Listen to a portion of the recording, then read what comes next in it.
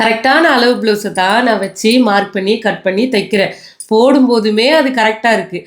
ஆனால் கொஞ்ச நேரம் சென்று இந்த ஷோல்டர் வந்து கரெக்டாக அது நேரில் நிற்காம கீழே இறங்கி வந்துடுது அப்படின்னு சொல்லி நிறைய பேர் கேட்டிருந்தீங்க.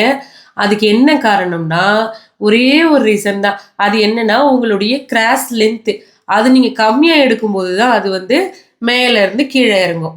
எந்த அளவுக்கு மேலேருந்து கீழே இறங்குதோ அதை நீங்கள் கிராஸுடைய லென்த்தில் கொடுக்கும்போது அது சரியாகும். கிராஸுடைய லென்த்து அப்படின்னா என்னன்னு கேட்குறீங்களா? இப்போ சொல்கிறேன். கிராஸுடைய லென்த்னா இந்த ஷோல்டர்ல இருந்து இந்த ஃபுல் பஸ்டும் கவர் ஆகி கீழே வரைக்கும் எடுக்கிற இடம். இது நம்ம ஃப்ரண்ட் கிராஸ் லென்த் அப்படின்னு சொல்லுவோம். டேப்பை கரெக்டாக ஷோல்டர்ல வச்சு ஃபுல் பஸ்டும் கவர் ஆகிற மாதிரி வச்சு இதோடைய கிராஸ் லென்த்தை எடுக்கணும். இந்த மாதிரி கிராஸுடைய லென்த் சரியா இல்லை அப்படின்னும் போதுதான் நம்மளுக்கு மேல இருந்து கொஞ்சம் கொஞ்சமா இறங்கும். ஏன் இறங்குது? இதுக்கான அளவு வந்து கரெக்டா இல்லை. இது கொஞ்சம் கொஞ்சமா இறங்கி அதுக்கான அளவை அது கொண்டு வர பாக்குது. அதனாலதான் ஃபுல்லாவே இறங்குது. இதை நீங்க எப்படி சரி பண்ணலாம்? இந்த இடத்துல எவ்வளவு இறங்குதோ அதை நீங்க டேப் வச்சு அளந்து அதை கிராஸுடைய லென்த் கூட சேர்த்துக்கோங்க. நெக்ஸ்ட் டைம் உங்களுக்கு இந்த பிரச்சனை வராம பாத்துக்கலாம்.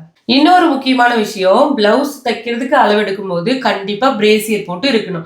வயசானவங்க இல்லை பிரேசியர் போடாதவங்க யாராச்சும் வந்து உங்ககிட்ட அளவு கொடுக்குறாங்கன்னா ஒன்றும் இல்லை, அவங்க பிளவுஸ் போட்டிருப்பாங்க இல்லையா, அதை வந்து இப்படி டைட்டாக பிடிச்சு இப்படி நல்லா மேலே தூக்கி அப்புறம் நீங்கள் அவங்களுடைய கிராஸ் லென்த்தை எடுக்கணும்.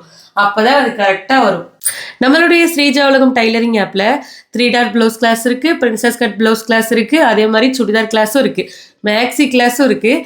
உங்களுக்கு இதில் ஏதாச்சும் கற்றுக்கணும்னு விருப்பம் இருந்துச்சுன்னா நீங்களும் ஸ்ரீஜா உலகம் டைலரிங் ஆப்பை இன்ஸ்டால் பண்ணி அதுக்குள்ளே இருக்க வகுப்பை வாங்கி கற்றுக்கோங்க. நமக்கு தெரிஞ்ச விஷயத்த நம்ம மற்றவங்களுக்கு சொல்லிக் கொடுப்போம்.